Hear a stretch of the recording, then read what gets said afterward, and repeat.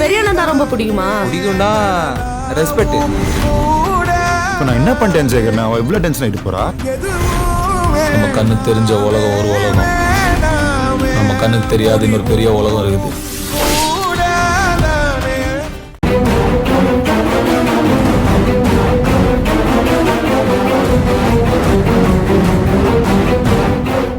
தங்கச்சிமா, எங்க இவ்வளவு அவசரமா கிளம்பிட்டு இருக்க?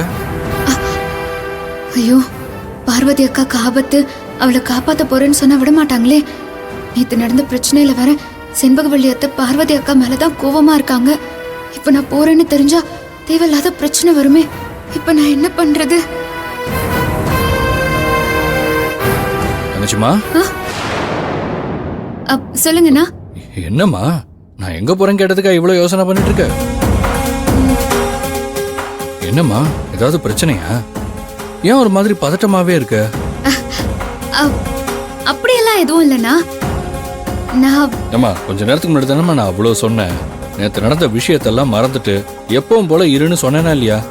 ஏன் இன்னும் நீ அதையே யோசிச்சுட்டு இருக்க? சரி, அதை விடு, அவசர அவசரமா எங்க போயிட்டு இருக்க? அது என் மனசுக்கு ஒரு மாதிரி இருந்தது, அதான் கோயிலுக்கு போயிட்டு வரலான்னு கிளம்புனேண்ணா. அங்கதான் போறேன். கோவிலுக்கா? நீ மட்டும் தனியாவா? இல்ல அர்ஜுனையும் கூட கூட்டு போக வேண்டியதானே? இல்ல பரவாயில்லண்ணா, பக்கத்துல இருக்க கோயிலுக்கு தான் போறேன்.